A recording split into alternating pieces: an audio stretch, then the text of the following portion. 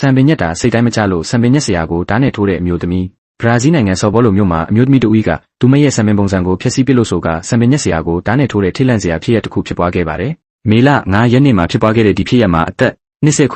နှစ်ရွယ်ရန်ဆိုသူအမျိုးသမီးကစံပင်ညက်ဆရာဗစ်ဇင်တွေကိုမိဖို့ချောင်းသုံးဓာတ်နဲ့ထိုးခဲ့တာဖြစ်ပါတယ်။အဆိုမတန်ရရန်ကစံပင်ညက်ဆရာဗစ်ဇင်တွေအခြားအဲ့ဒီတူဦးကိုစံပင်ညက်ပေးနေစီပေးနာမှာရက်နေခဲ့ပါတယ်။ဗစ်ဇင်ဖစ်ကသူမကိုစကားပြောရင်သူ့အလုပ်သူလုပ်နေစီရန်ကရုတ်တရက်အိတ်ထဲကနေဓာတ်ထုတ်ပြီးဗစ်ဇင်ဆိုရဲ့ကြောကိုထိုးချလိုက်ပါတယ်။ဓာတ်ထုတ်ခံလိုက်ရတဲ့စံပင်ညက်ဆရာကရှေ့ကိုငိုက်ချသွားပြီးအနီးနားရှိဝန်ထမ်းတွေနဲ့လုံခြုံရေးတွေကချက်ချင်းဝိုင်းဝန်းတားဆီးလိုက်တာကြောင့်နောက်တစ်ချက်ထပ်မထိုးနိုင်တော့တာလို့ဆိုပါတယ်။ဆိုင်ဝန်ထမ်းတွေကတိတ်ကယ်စီကနေဓာတ်ကိုလူယူပြီးသူမကိုထိန်းသိမ်းထားချိန်မှာအခြားသူတွေကဒဏ်ရာသွားတဲ့ဗစ်ဇင်ဖစ်ကိုကူညီပေးခဲ့ကြပါတယ်။လေအန်ဟာပြီးခဲ့တဲ့ AB လ9 ရက်နေ့ကဒီစံပင်ညက်ဆိုင်မှာစံပင်ရောင်ချွတ်တာနဲ့ပုံသွင်းတာတွေလုပ်သွားခဲ့ပါတယ်။အစပိုင်းမှာစံပင်ညက်ဆိုင်ကလုပ်ပေးလိုက်တာကိုသဘောကျလို့ဆိုရှယ်မီဒီယာပေါ်မှာချီးမွမ်းထားပါသေးတယ်။ဒါပေမဲ့ရန်နေငယ်ကြာမှာဒေယန်ကသူမရဲ့စံပင်တွေပျက်စီးကုန်တယ်လို့ဆိုကပိုက်ဆံပြန်တောင်းပြီးဆိုင်ရဲ့အစွင့်ရည်ကနေချင်းချောက်စာတွေပို့ခဲ့ပါတယ်။ဆိုင်ဝန်ထမ်းတဦးရဲ့အဆိုအရဒေယန်ကစံသက်ဆရာကိုမိရှို့ပစ်ခြင်းနဲ့လို့ပင်ချင်းချောက်ခဲ့ဘူးတယ်လို့သိရပါတယ်။အခင်းဖြစ်နေမှာဒေယန်ကကြိုတင်ချင်းဆိုထားခြင်းမရှိဘဲဆိုင်ကိုရောက်လာပြီးပိုက်ဆံပြန်ပေးဖို့တောင်းဆိုရတယ်ဆိုင်ကပြန်မပေးနိုင်ဘူးလို့ပြောခဲ့ပြီးနောက်ယခုလိုဓာတ်နဲ့ထိုးတဲ့အထိဖြစ်လာခဲ့တာလို့ဆိုပါတယ်။ဒေယန်က